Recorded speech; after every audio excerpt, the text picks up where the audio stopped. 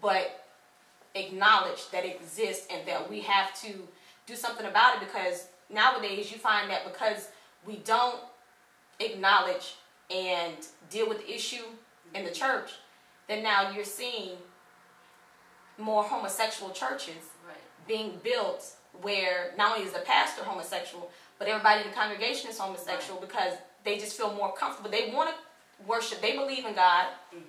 And to be honest, I feel as if a lot of those people who are drawn to them type of churches, they want to be delivered. But because there's no sense of connection between them and acceptance in the congregation and with the pastor, they're going to go somewhere else where they feel accepted and at the same time can worship and not be judged every time they walk into the church. And it's scary, because when you see the churches coming up and you see that everybody in there just about is living that alternative lifestyle, you know it doesn't line up with the Word of God. It's scary, because it's like you just have literally a house of sin. There's no deliverance that's going to happen. You know, you want to be accepted, and we're accepted among our peers, but if we're all living in sin, where does deliverance come from? You know, who's going to speak into my life? Who's going to encourage me and you know, cause me to, you know, to change or to see myself in the situation for what it really is?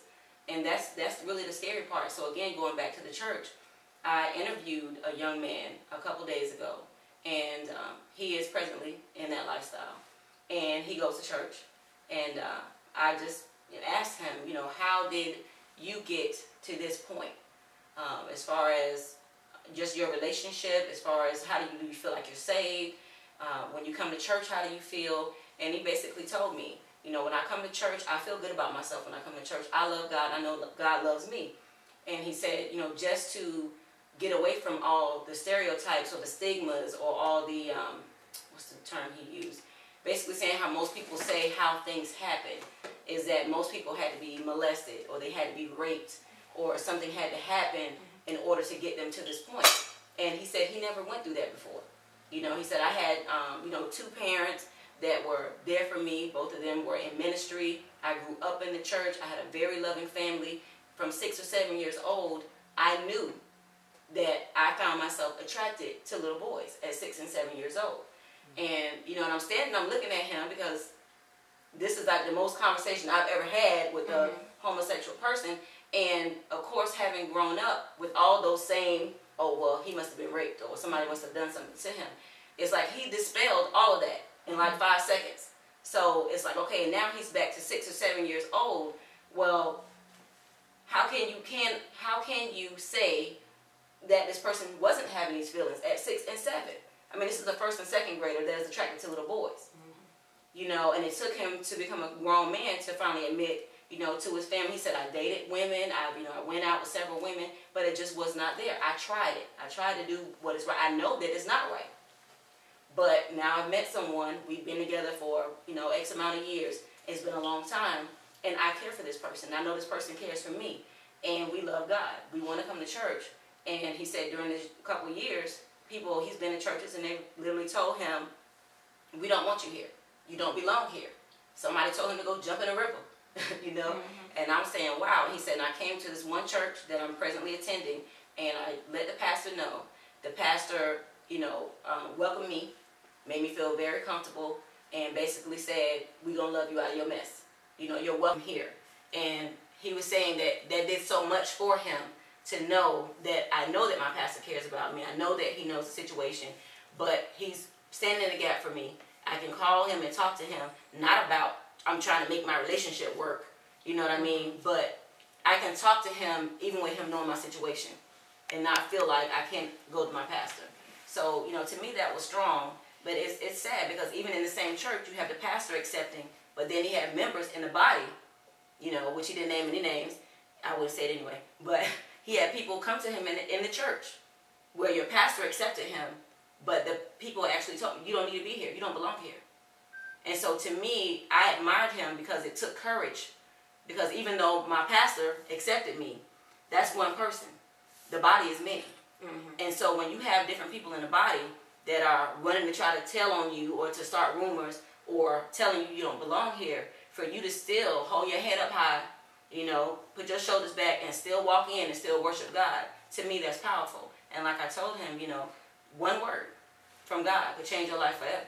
And I think we as Christians have to realize that it's not for us to change the person. We can't change them. Only God can do that. We just need to do our part as far as loving on them, you know, and just encouraging them. So. But I think even still, even though the pastor is accepting of his life, you know, right. the person, if you have church members who are making comments of this nature to that person, I just feel that they, like the church, we're so accepting of certain behaviors in the church that we don't address it, so the person feels as if it's okay to continue on with that type of behavior.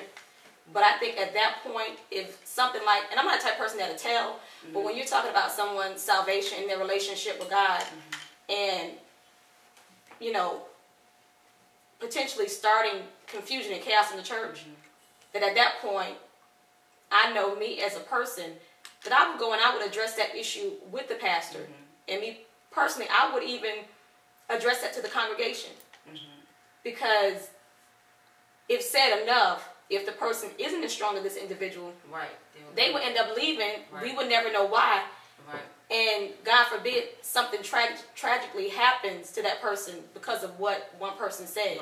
So I think that when things run rampant like that in the church, to keep it all the confusion and chaos with this particular subject matter anyway, is to let the church know where you, as pastors, know where you stand at with this particular issue.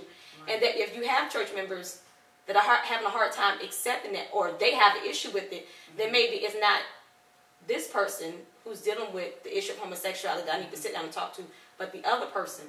Because I know you have a lot of pastors today that are considered inclusionist, which means they're accepting of the whole aspect of homosexuality, even the behavior in the church.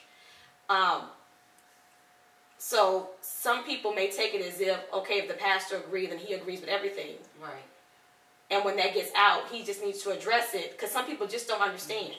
They don't. They just take what they hear from other people and run with it, and just believe whatever they hear. But that's why I say communication is so important in the church, regardless of what topic it is, because we all come from different walks of life, even different denominations. Because believe you me, everybody in that church were not, at some point, they were some other denomination besides a non-denominational category. So there's so many different teachings in so many different churches that regardless of what the pastor get up there and say, you're still going to hold on to beliefs that you were taught before. So that can pose an issue as well, when everybody believes something different in this church that they're now in. Do you want to say something? Yes. I just want to ask you guys, what would you say to those who are dealing with this issue and they want to be delivered? They're in church. They want to be a part of church. They want to do praise and worship. They want to do whatever it is to be involved in the church. But some way the leaders find out and they're sat down. How should that individual handle a situation? You know, I don't know, like, how do you feel about that? Like, is it their job to sit this individual down, or is it their job to let this individual continue to just be a part, you know, of the church and continue to do, or I don't know, like, what would you say to that?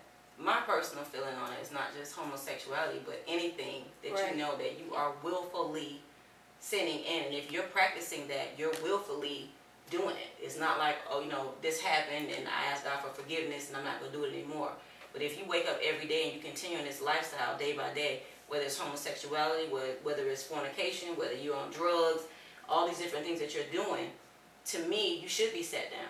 But you shouldn't just be set down. You should have someone that you're accountable to, that checks on you, that not call you once every 6 months, but someone that can be there to encourage you, to call you, to check on you. Even if they have to, you know, let's meet for lunch or something, to speak life into you. Not just sit you down and leave you in a corner, and especially when you have giftings and talents, because no matter what people are doing, no matter what type of lifestyle, if you love to sing, you love to sing. You know, whether you're homosexuality, whether I'm fornicating, whether I'm on drugs, if I like to sing, I like to sing. So when I